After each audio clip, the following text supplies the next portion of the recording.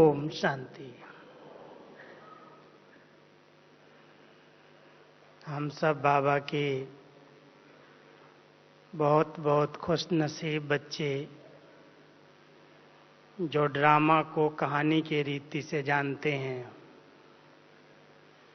आज बाबा की मुरली में बड़े अच्छे शब्द थे। बाबा ने कहा कि आप बच्चे इस ड्रामा को कहानी की तरह जानते हो, इसलिए सबसे खुशकिस्मत हो, खुश नसीब हो। स्वयं के विषय में, बाबा के बारे में, ड्रामा के बारे में हर आत्मा संगम युग पर इस ड्रामा के पार्ट में अपने आप को भी समझ गई, बाबा को भी समझ गई और हर आत्मा के पार्ट को भी समझ गई। इसलिए हम सबकी ये बहुत बड़ी खुशकिस्मती है जो हर एक के पार्ट को देखते हुए हम बहुत साक्षी दृष्टा हो सकते हैं। जहाँ तक आज दुआओं की बात है, भक्ति मार्ग के अंदर दुआओं को बहुत ऊंचा स्थान मिला है और ये माना गया है कि जहाँ जिसको दुआएं मिल रही हैं उसका कोई भी कुछ बिगाड़ नहीं सकता। मुझे याद है अव्यक्त बाप दादा ने दुआओं पर बहुत सी मुरलियां चलाई हैं। ब्राह्मण जीवन में दुआएं बहुत बड़ा सहयोग देती हैं। चाहे कैसी भी परिस्थिति आए, किसी के आगे शारीरिक रूप से, आर्थिक रूप से, मानसिक रूप से, पारिवारिक रूप से, लेकिन हर परिस्थिति को ऐसे पार कर ले जैसे सूली से कांटा हो गया। बड़े से बड़ी बात बहुत सहज सरल पार हो जाए तो कहने में आता है इसको सबकी दुआएं हैं।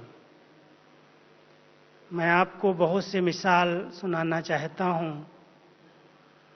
हमारी दादियाँ जिनको इतने बड़े ब्राह्मण परिवार की दुआएं मिल रही हैं, हम देख रहे हैं कि वो हर बात में बहुत सहज, शारीरिक प्रॉब्लम आती है तो भी पार कर लेती हैं। यज्ञ के सामने भी कोई बात आती है तो उसको भी सहज करके, सहज बना करके हल कर देती हैं।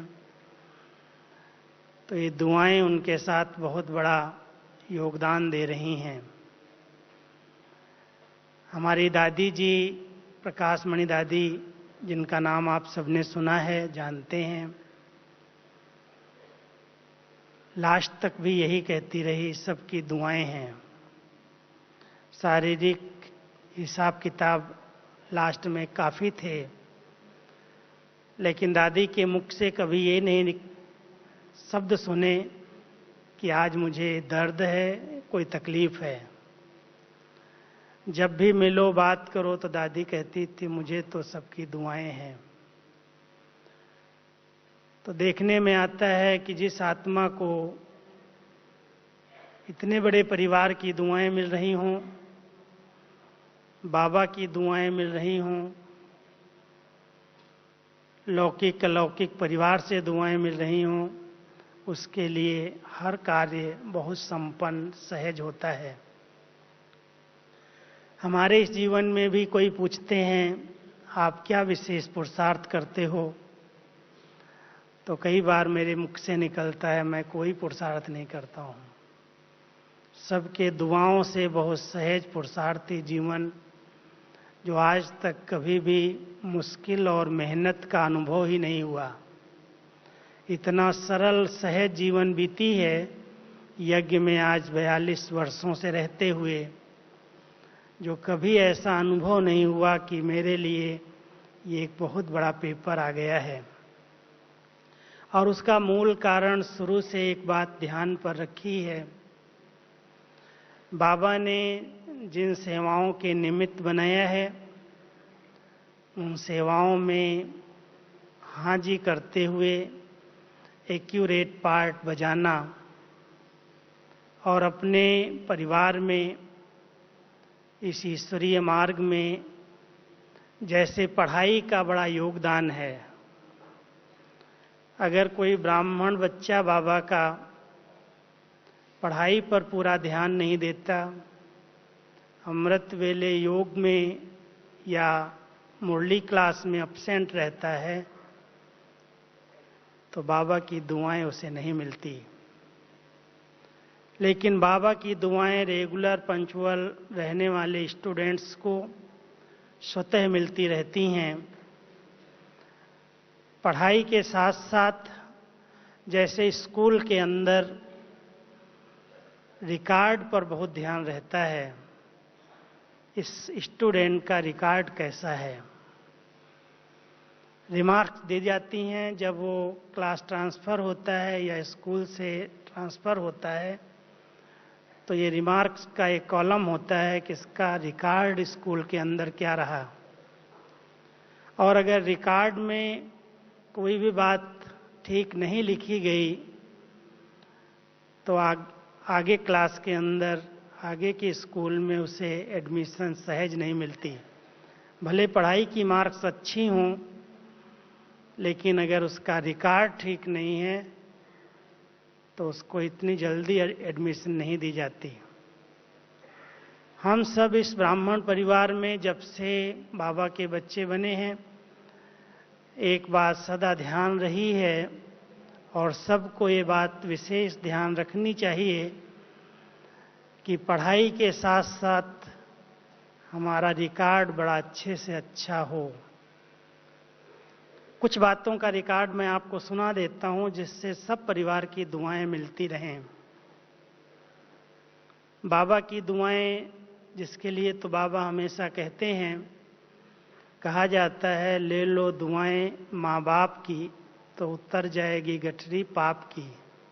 जो सिर पर पापों की गठरी है, वो योग में मेहनत लगती है उतारने में योग से, लेकिन अगर दुआएं बाबा की मिल रही हों तो सहज उतर जाती है। ऐसे ही अगर परिवार के बीच में सबकी दुआएं चाहिए, तो अपना रिकॉर्ड बड़ा अच्छे से अच्छा रखना होता है। अगर रिकॉर्ड पर जरा भी कहीं दाग आ जाता है, एक अच्छा है दूसरा कोई भी गलत है, तो भी दुआएं नहीं मिलती। और सबसे बड़ा रिकॉर्ड बाबा हम सबको कहता है रिगार्ड देने का रिकॉर्ड। एक दूसरे को रिगार्ड देना, सम्मान देना, मांगने की बजाय देना अगर हम सीख लेते हैं तो ये एक अच्छा रिकॉर्ड माना जाता है। और ऐसी आत्माओं को सबका स्नेह स्वतः मिलता है, क्योंकि वो बहुत नम्रता से रिगार्ड देकर एक दूसरे से संपर्क में आता है। लेकिन सबसे बड़ा रिकॉर्ड है श्रेष्ठ चरित्र का रिकॉर्ड। जब से हम सब बाबा के बच्चे बने हैं, बाबा ने अपना बनाया हर एक ब्राह्मण आत्मा को दुनिया के आगे बाबा चरित्रवान के रूप में प्रस्तुत करना चाहता है। हम सभी जानते हैं, दुनिया में जब सबसे अधिक गिरावट चरित्र में आई है, ऐसे समय में बाबा ने हम सभी ब्राह्मण आत्माओं को चरित्रवान बनाया है।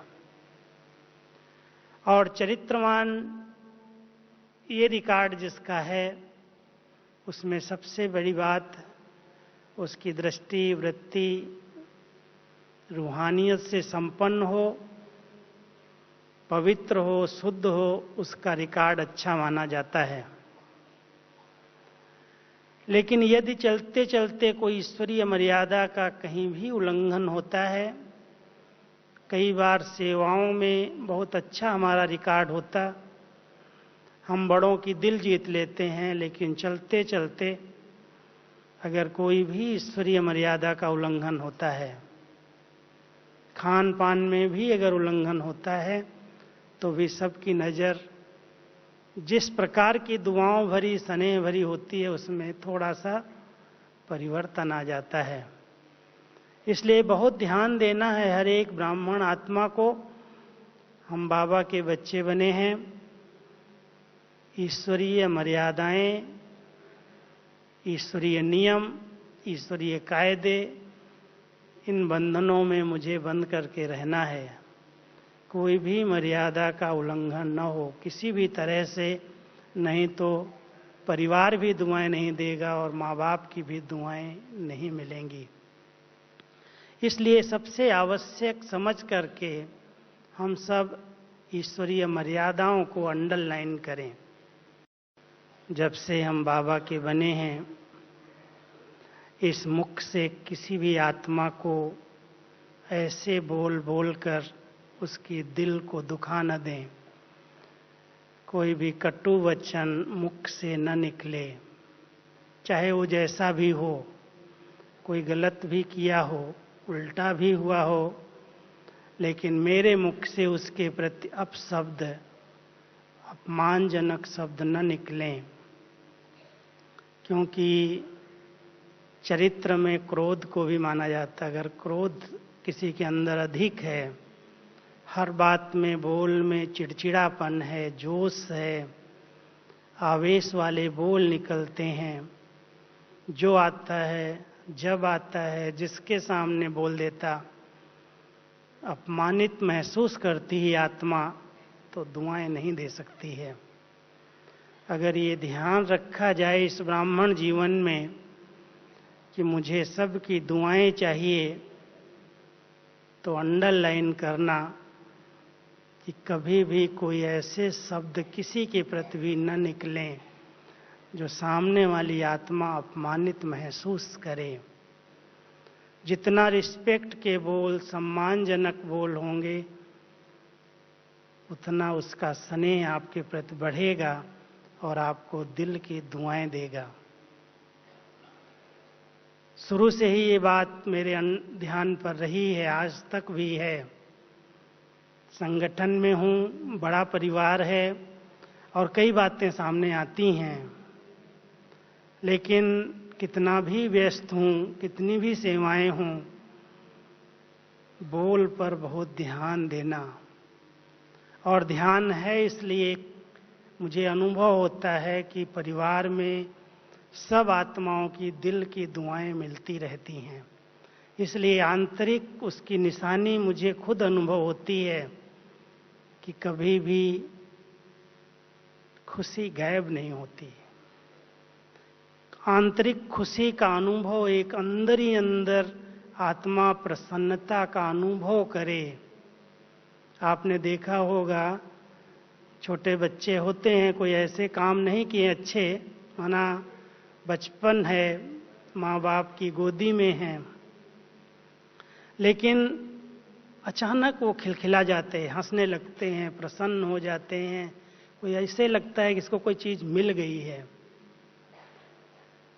उसके पीछे उसके पूर्व जन्म की दुआएं उसको मदद कर रही हैं।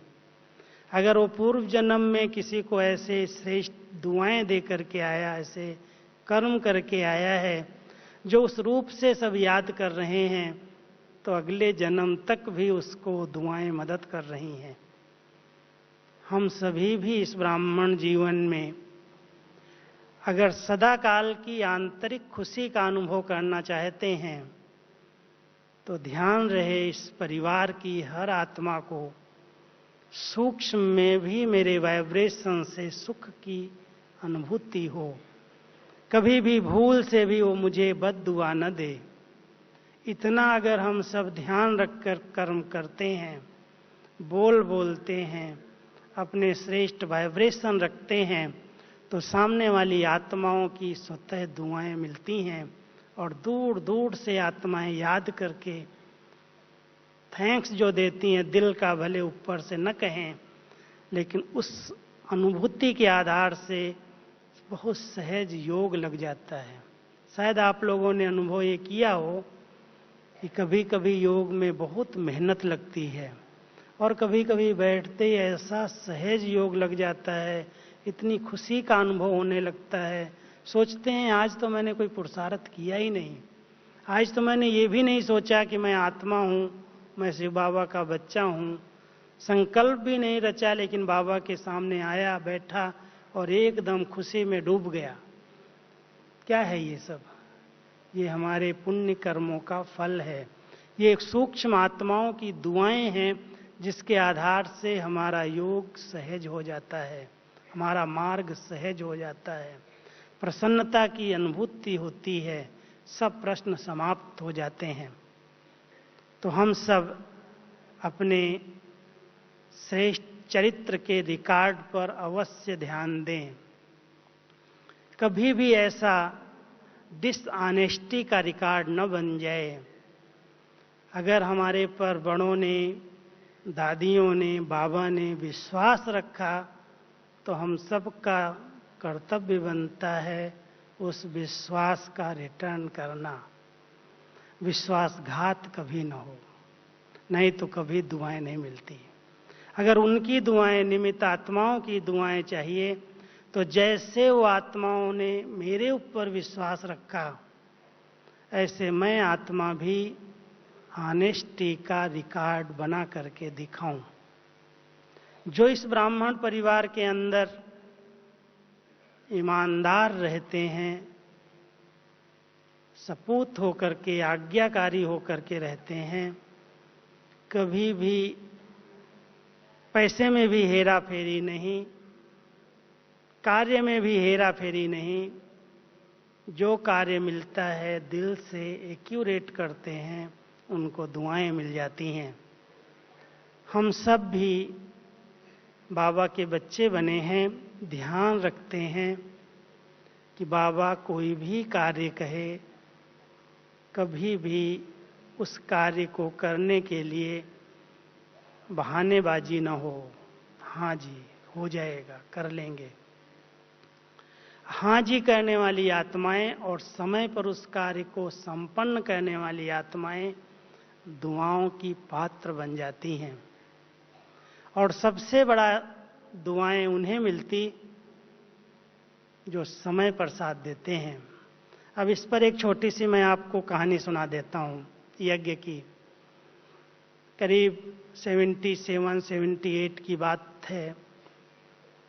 मधुबन के अंदर हम पांडव भवन में, छोटा परिवार था, ओम शांति भवन भी नहीं बना था, हम कुछ भाई बहनें ही रहते थे। एक सिंधी परिवार अचानक मधुबन में आया, बरसात के दिन थे और बाबा का कोई कार्यक्रम नहीं था, ऐसे ही बाबा के घर में वो रिफ्रेश होने के लिए आया था। तो दीदी और दादी अचानक सेवाओं पर बाहर चली गई थी और बिना दीदी दादी के कभी मधुबन में बाबा नहीं आते, बिना बुलाए, बिना दादी दीदी के कहे। लेकिन गुलजार दादी मधुबन में उस समय थी और गुलजार दादी को उस परिवार ने बड़े प्यार से कहा, दादी हम लोग मधुबन में आए हैं विशेष भोग लगाने के लिए, आप भोग लगाएंगी? तो दादी ने कहा जरूर लगाएंगी। तो हिस्ट्री हॉल के अंदर दादी बैठी भोग लगाने के लिए। हम थोड़े से भाई बहनें बैठे थे। वो परिवार था, 10-12 लोग थे, सिंधी परिवार। बाबा आ गए उसके बीच में, सभा के बीच में, और बहुत प्यार से दृष्टि देते, स्नेह देते, कुछ थोड़े से महावाक्य उच्चारण किए और कहा, ये शब्द उच्चारण किए, बच्चे तुमने बाप को समय पर मदद की है, इसलिए वो दुआएं जमा हैं, उस दुआओं का रिटर्न देने के लिए बाबा आपसे मिलने आए हैं।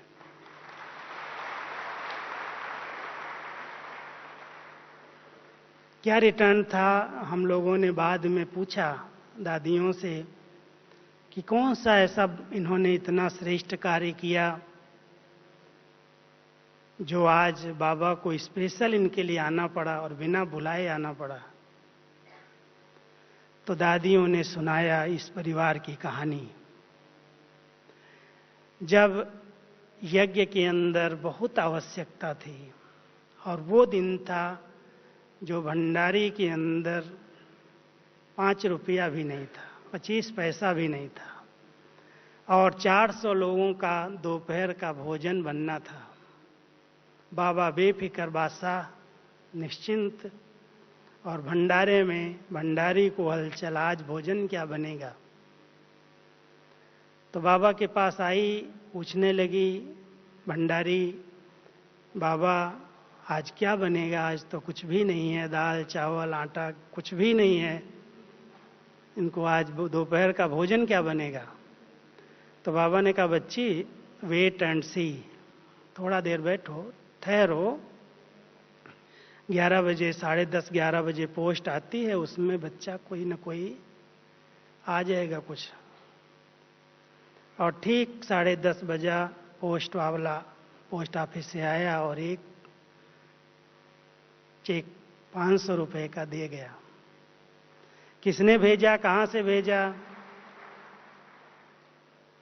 और पूरा भंडारा हुआ, सब भोजन बना, सब कुछ हुआ समय पर। बेल बजी 1:30-2 बजे जैसे बजती थी मधुबन में, सबने आराम से, किसी को कुछ पता नहीं चला। लेकिन उस बच्चे ने कैसे भेजा और कैसे आया वो तो बाबा जाने। लेकिन बाबा ने उस परिवार को उस समय उसका रिटर्न दिया कि उस बच्चे ने, वो समय लखनऊ में रहते थे, सिंधी परिवार, और हांगकांग में बहुत बड़ा बिजनेस था। लेकिन माता ज्ञान में थी, भाई सहयोगी था। फिर भी उस भाई ने बाबा के लिए, यज्ञ के लिए पैसा भेजा और समय पर साथ मिला और इतना बड़ा यज्ञ में कोई हलचल नहीं हुई। तो उसका रिटर्न देने के लिए बाबा इतने वर्षों के बाद अव्यक्त रूप में भी वतन से आ गए। और आज तक भी वो परिवार इतना समृद्ध है, इतना अच्छा, चारों तरफ से लंदन में, हांगकांग में, कई स्थानों पर पूरा परिवार ही ज्ञान में है और बहुत अच्छी तरह से निश्चय बुद्धि होकर के बाबा के सेवाओं में मददगार है।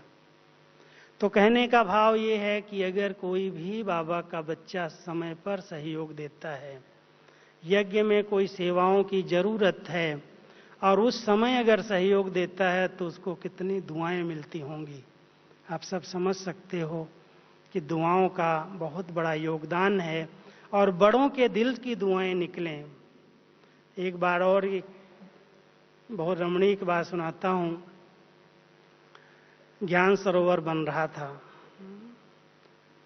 और आप सबको पता है कि कोई भी प्रोजेक्ट बाबा के घर में बनता है तो दादी जी के अंदर होता है कि हर ब्राह्मण का सहयोग, हर ब्राह्मण की अंगुली इस कार्य में लगेगी तो सफलता मिलेगी। तो उस समय सबको डायरेक्शन गया था कि ज्ञान सरोवर के लिए भंडारी रखी जाए और उस भंडारी में सभी 1-1 रुपया रोज निकालें। तो सबके चारों तरफ से पैसे आते थे भंडारी से, लेकिन एक बहुत गरीब माता एक सेंटर पर आती थी, उसका सफाई करने का काम था और वो सफाई करके, घरों में सफाई करके, फिर स्नान पानी करके मुरली सुनती थी बाबा की। और उसको ये पता था कि ज्ञान सरोवर में कुछ न कुछ सहयोग भेजना हर एक को चाहिए, लेकिन बहुत गरीब थी। उसने थोड़ा थोड़ा सा पैसा उसमें से इकट्ठा किया और इकट्ठा करके एक सोने की सुंदर छोटी सी अंगूठी बनाई और अंगूठी बना के अपनी निमित्त बहन को दिया और कहने लगी, दीदी आप मधुबन जा रही हो, मैं तो नहीं जा सकती, लेकिन आप ये अंगूठी दादी के हाथ में देना और एक ईंट मेरी ज्ञान सरोवर में लगवा देना। तो जब ये बात वहाँ की बहन ने दादी जी को सुनाई और वो अंगूठी दी, तो दादी को इतना खुशी, इतना नशा, जो स्टेज पर उस अंगूठी को पहना और दिखाया कि ऐसे ऐसे गरीब बच्चे बाबा के इस कार्य में कितनी गुप्त सेवाएं दे रहे हैं। आप सब देखो ये भगवान का कार्य कैसे चल रहा है। किसी भी करोड़पति अरबपति को बाबा टच कर सकता है, लेकिन नहीं, गरीब गरीब बच्चे अपना एक एक पैसा सफल करके बड़ों की, माँ बाप की, दादियों की दुआएं ले रहे हैं। और उन दुआओं के आधार से इतना बड़ा यज्ञ इतना निर्विघ्न रूप से चल रहा है। अचंभव लोगों को लगता है, इतना बड़ा पांडव भवन, फिर ज्ञान सरोवर, ओम शांति भवन, आज इतना शांति वन, मनमोहिनी वन, इतना सारा कार्य, और बिना डोनेशन, बिना चंदा, बिना कोई कहे कैसे सब बन रहा है, कैसे सब हो रहा है। ये समझना, ये करण करावनहार बाबा की लीला व्यक्तियों के वश की बात नहीं है। वो खुद करा रहा है हर कार्य संपन्न, लेकिन करने वाले बच्चे बहुत निस्वार्थ भाव से, बहुत सच्चे दिल से अपना यज्ञ समझ करके बाबा के कार्य में अगर समय पर सहयोग देते हैं तो उन्हें बहुत गुप्त दुआएं मिल जाती, और उन दुआओं के कारण वो आंतरिक खुशी का अनुभव करते हैं। कोई भी प्रॉब्लम जब उनके आगे आती है तो बाबा उनको रिटर्न देने के लिए वतन छोड़ करके उनके पास आ जाता है। कभी ऐसा अनुभव नहीं होता कि मैंने तो यज्ञ में इतना दे दिया, अब मेरा क्या होगा। अगर ये संकल्प भी किसी को आता है कि मैंने दिया है, पता नहीं मेरा क्या होगा, तो बाबा कहता है इसको संशय है, इस किसके कार्य में ये दे रहा है, किसको दे रहा है। अगर बाबा के कार्य के लिए, भगवान के कार्य के लिए निश्चय बुद्धि होकर के कोई अपना सब कुछ सफल कर दे तो क्या वो भूखा रहेगा। आज ब्रह्मा बाबा ने इतिहास सुना होगा यज्ञ का, कितना बड़ा जवाहरात का बिजनेस था। एक बाबा के उस बलिदान से यज्ञ की स्थापना हुई। बाबा को देखकर 2-3 परिवार और समर्पित हुए थे, लेकिन पहले पहले जब शुरुआत की, 7 कन्याओं के हाथ में बाबा ने अपनी सारी संपत्ति समर्पित की। ट्रस्ट बनाया ओम मंडली का, और ओम मंडली के ट्रस्ट को सब कुछ समर्पित कर दिया। फिर उसके बाद उस पैसे को हाथ नहीं लगाया। भले परिवार था, परिवार के बच्चे लौकिक ज्ञान में चले और फिर कई चले भी गए, लेकिन बाबा ने उनकी परवाह नहीं की। उनको ये नहीं कहा कि तुम्हारा भी हिस्सा है। बाबा ने कहा मैंने तो सब स्वाहा कर दिया, समर्पित कर दिया, अब इसमें कोई दूसरे का हक नहीं है, ये भगवान की अमानत है। और फिर उस पैसे को हाथ नहीं लगाया, और साथ साथ आज देखो बाबा के उस बलिदान से एक छोटी सी नींव रखी बाबा ने, और आज विश्वव्यापी संगठन कितने देशों में अपनी सेवाएं दे रहा है।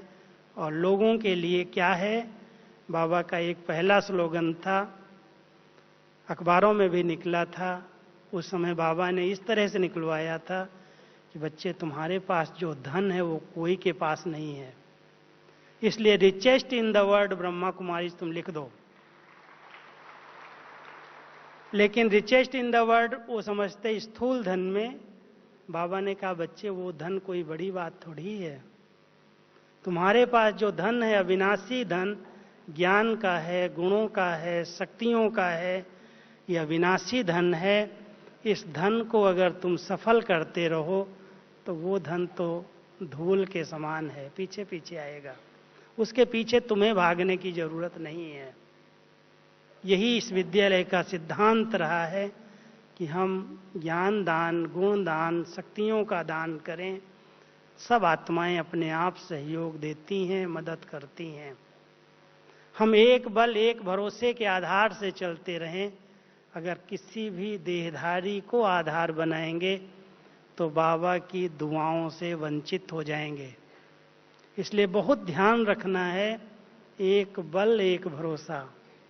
जिसने एक में बल महसूस किया, एक के बल के आधार से जो चलता है, उसमें पूरा भरोसा रखता है, उसे कभी भी कोई चीज की कमी महसूस नहीं हो सकती।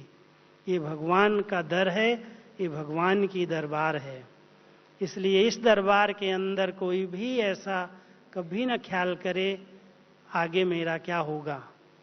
अगर हमने बाबा के कार्य के लिए तन मन धन समय सफल किया है, बाबा को मदद की है, तो बाबा उसका रिटर्न अवश्य करता है।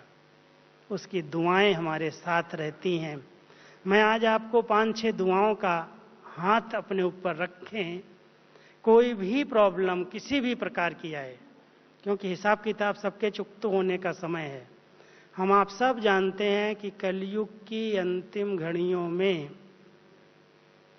हर प्रकार का हिसाब किताब हमारा चुकता होना है। जो हमने 84 जन्म में ही हिसाब किताब बनाए हैं, इस अंतिम जन्म में कुछ भोग कर कुछ योग से चुकतू करेंगे। और अगर अभी नहीं चुकतू करेंगे तो धर्मराजपुरी है फिर। इसलिए बाबा कहता है चुकतू कर लो, खुशी खुशी से कर लो। लेकिन बहुत खुशी खुशी से वो चुकतू हो जाएं, उसके लिए बाबा की बहुत गुप्त दुआएं लेते चलो। 5 छत्र छाया अपने ऊपर रखना। एक है बाबा की डायरेक्ट वरदानी हस्तों की छत्र छाया। बहुत अच्छे अनुभव आप कर सकते हो। अमृत वेले उठो, आंख खुले, आप देखो अपनी दृष्टि के सामने, इमर्ज करो सीन। बाबा वतन से अपना लंबा हाथ दुआओं का मेरे मस्तक पर रख रहे हैं। वो हाथ ही मेरे लिए छत्र छाया बन गया है। अनुभव करके देखना, बड़ा अच्छा लगेगा। और आपको ये लगेगा कि बाबा का बहुत लंबा लंबा ऊपर से हाथ मेरे सिर पर आ गया और मैं वरदानी हाथ के नीचे हूं। माया क्या करेगी, आसुरी शक्तियां क्या करेंगी? कोई भी नेगेटिव शक्तियां आप पर अटैक नहीं कर सकती हैं, अगर अमृत वेले वरदानी हाथ आप अपने मस्तक पर अनुभव कर लें तो। दूसरा हाथ है, बाबा कहता है स्थूल हाथ तो मैं रखता भी नहीं हूं। एक वरदानी हाथ है, दूसरा श्रीमत। अगर श्रीमत को हमने हाथ के रूप में यूज किया, ये बाबा का हाथ है, इस हाथ से मुझे बाहर नहीं निकलना है। श्रीमत की कभी भी अवज्ञा न हो। बाबा की दुआएं मिल जाएंगी, गुप्त दुआएं मिलती रहेंगी, यदि मैं आत्मा परमात्म मत के आधार से चल रही हूं। कई लोग इसमें मूंझते हैं, क्या बहन जी की मत को श्रीमत माने, क्या फलाने की मत को श्रीमत माने। कई बार मनुष्य आत्माएं अपनी मत उसमें ऐड करती हैं और वो धोखा मिल जाता है। लेकिन अगर बाबा की मुरली को ध्यान से आप पढ़ेंगे तो मुरली ही श्रीमत है। और मुरली के अंदर हर बात आती है। साकार बाबा की मुरली में अगर आप ध्यान देंगे, रोज हर प्रकार की श्रीमत है, श्रेष्ठ मत है। बच्चे ये करो, ऐसे चलो, ऐसे रहो, व्यवहार ऐसे निभाओ, परिवार के साथ ऐसे चलो। सब कुछ बाबा ने साकार में होते श्रीमत दे दी। और उस श्रीमत को जो बाबा ने कहा मुझे करना है, आज जो कहा वो आज करना है, बाबा की दुआएं मिल जाएंगी। और तीसरी छतरी हमारी निमित्त जो दीदी दादी हैं, मैं तो अनुभव करता हूं कि उनकी बहुत बड़ी छतरी हमारे सिर पर रहती है। लेकिन वो तब रहती है जब मैंने उनको हर प्रकार के कार्य में सहयोग दिया है। कभी भी नहीं कहा दादी ये मेरे से नहीं हो सकता है, दीदी ये मेरे से नहीं हो सकता। अगर उन्होंने मेरे में उम्मीदें रखी, मुझे कोई श्रीमत के रूप में कोई बात कही, कोई सेवा दी है, तो सेवा दी है और मैंने हाँ कर लिया है, तो योग्यताएं भी देंगे, शक्ति भी देंगे। लेकिन हाँ जी तो हम करें। दुआ लेने वाला कभी ये नहीं सोचता कि ये कैसे होगा, ये तो बड़ी बात है, मेरे से नहीं हो सकता। मैंने आज तक कभी कट नहीं किया है, और बात को अगर हम कट नहीं करते हैं तो मैंने देखा है कि अगर हाँ जी कर लेते हैं, बहुत काम होते हैं, बहुत सेवाएं होती हैं, वैरायटी नंबरवार सब हो जाती हैं, बाबा करा लेता है। लेकिन अगर हम उस समय हाँ जी कर लेते हैं तो उनके दिल की दुआएं बहुत साथ देती हैं, मदद करती हैं, और अनेक सहयोगी नए नए निकल आते हैं। कभी भी रुकते नहीं है कार्य। हमने हाँ जी किया, उनकी दुआएं ले ली, बाबा ने योग्य बना दिया। कभी कभी सोचता हूं, मैं खुद अपने आप से पूछता हूं, क्या मैं इस सेवा के योग्य था? मैंने कौन सी स्टडी की, कौन से लौकिक में डिग्री ली, कहाँ पर कॉलेज यूनिवर्सिटी में पढ़ाई की? बाबा आपने मुझे सब कुछ सिखाया। कहाँ से सिखा दिया? ये दुआओं ने सिखा दिया। इसलिए अगर हम सब दुआएं लेते चलें तो इस मार्ग के अंदर कभी भी आपको लगेगा ही नहीं कि मैं ये नहीं कर सकता हूँ, ये मेरे से नहीं हो सकता है, ये कार्य बड़ा असंभव है। भगवान की डिक्शनरी में, ब्राह्मणों की डिक्शनरी के अंदर असंभव शब्द ही नहीं है। हर कार्य संभव है। हम आप सब कुछ कर सकते हैं। क्यों कर सकते हैं? क्योंकि हमारा साथी सर्व समर्थ, सर्व शक्तिमान स्वयं बाप है। जब वो हमारे साथ है, उसके साथ हम हैं, तो अगर हम कमजोर भी होंगे, कोई कारण से कोई संस्कार भी होंगे, वो साथी मुझे पार कर देगा। इसलिए कभी भी हिम्मतहीन नहीं बनना। हिम्मतवान सुपात्र बच्चे को दुआएं मिलती हैं, हिम्मतहीन को कोई नहीं पूछता। इसलिए हिम्मते बच्चे तो मददे बाप। हिम्मत का कदम आगे रखो, एक कदम आपका, 1000 कदम बाप के। ये सब बाबा के शब्द याद रखेंगे कि बाबा ने मुझे ये कहा है, ये कहा है, ये कहा है। इसलिए कभी भी बाबा के शब्दों को कैसे शब्द में परिवर्तित नहीं करना। बाबा ने कहा होना ही है। ये सत्य वचन है, भगवान के वचन हैं। ये ग्रंथ के वचन नहीं, लेकिन सत्य वचन है।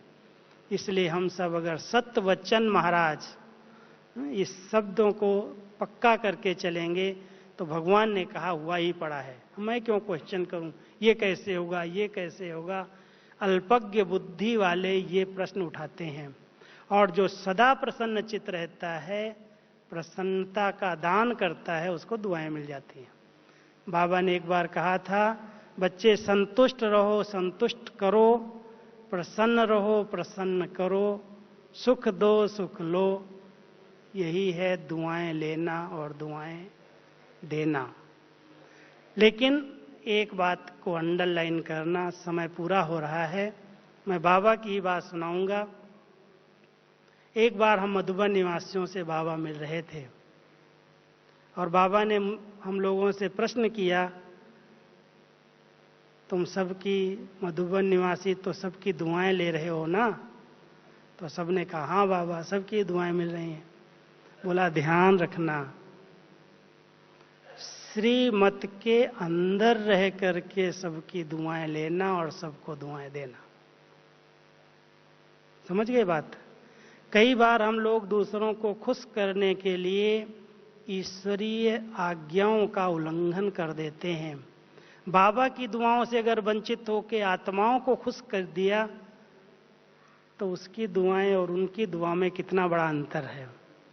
इसलिए मर्यादा के अंदर रह करके सुख दो, सुख लो, मर्यादा का उल्लंघन करके नहीं। इसलिए हम सब अगर मर्यादाओं का संपूर्ण पालन करते हुए बैलेंस से चलें, बैलेंस एक बहुत बड़ी कला है, और बैलेंस वाले को ब्लेसिंग्स मिलती, बैलेंस वाले की लाइफ ब्लिसफुल हो जाती है। बैलेंस, क्या बैलेंस? कर्म और योग का बैलेंस, सेवा और स्व उन्नति का बैलेंस, परमार्थ और व्यवहार का बैलेंस। जहां पर भी आप जो कार्य करें, अति सर्वदा नुकसान करने वाली होती है। किसी चीज की अति नहीं चाहिए, सब बातों का बैलेंस रख करके चलो, आपको सफलता मिलेगी, ब्लेसिंग्स मिलेंगी, आप हर एक की दुआओं के पात्र बन जाएंगे। और ये दुआएं संगम पर बहुत मदद करने वाली हैं। बड़े से बड़े पेपर को ऐसे पार कर देंगी जैसे बहुत सरल सहज था, कोई बड़ी बात थी ही नहीं। मन एकदम सुलझा हुआ रहेगा, कभी भी मन के अंदर उलझन की महसूसता नहीं होगी। अगर मन उलझता है, मान लो कहीं से बद्दुआ मिल रही है, तो हम सब बाबा की दुआएं लेते चलें, गुप्त दुआओं से अपने आप को भरपूर रखें, सरल सहज योगी बनकर, खुश नसीब खुश किस्मत बनकर अपने चेहरे से, चलन से, अपनी ऊंची जीवन से बाबा को प्रत्यक्ष करें। ओम शांति।